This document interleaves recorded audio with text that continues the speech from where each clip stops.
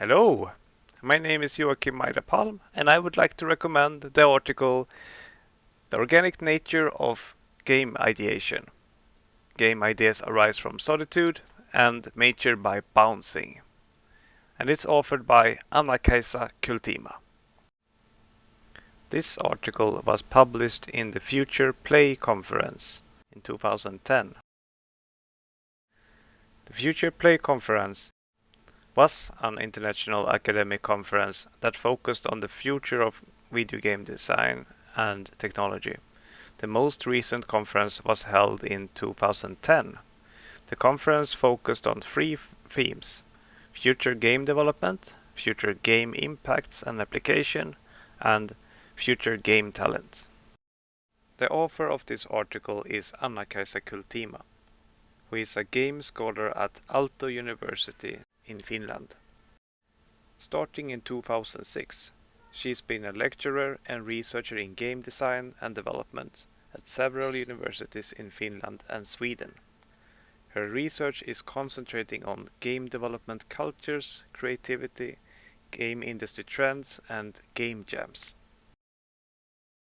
Kultima's article focuses on game design and game ideation in the wild.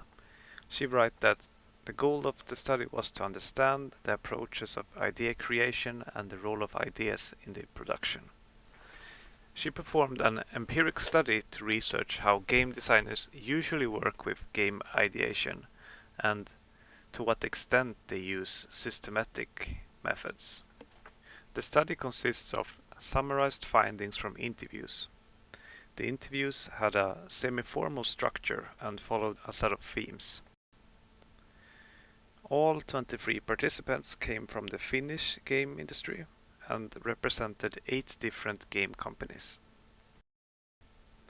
Kultima found that the game developers mainly had an informal approach to idea creation.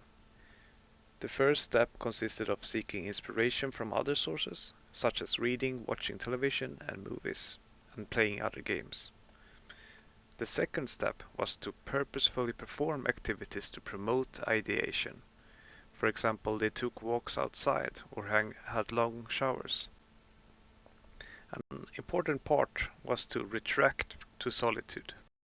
After they've come up with an idea of their own, they bounce the ideas with the team to further develop them.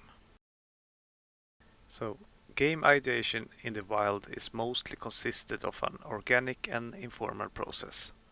However, she argues that a systematic approach should also be introduced, since research on ideation shows that systematic approaches can increase the quantity, uniqueness, and quality of ideas. Personally, I found Kultima's empiric research interesting, especially about what constitutes a good idea. She writes that a good idea may not be the one that is fully described from the beginning, but is more inspirational and open-ended in terms of allowing the whole production team to modify it.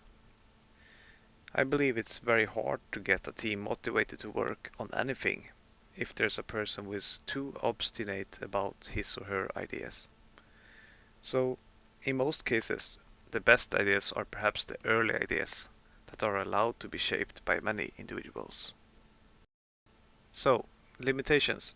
This is an old article. It was done back in 2010, but I think the findings about how game companies approach ideation is still relevant today. There's no explicit information about how she got access to the game designers. However, the article mentions that the University of Tampere organized 3 different projects that contributed to this article. There's also no information about the age, gender, and experience of these game designers and professionals. Lastly, it's a study consisting of participants from Finland exclusively, and it's likely that there might be other approaches to game ideations around the world. I recommend this article to anyone who wants to learn more about how game ideas are formed in the wild.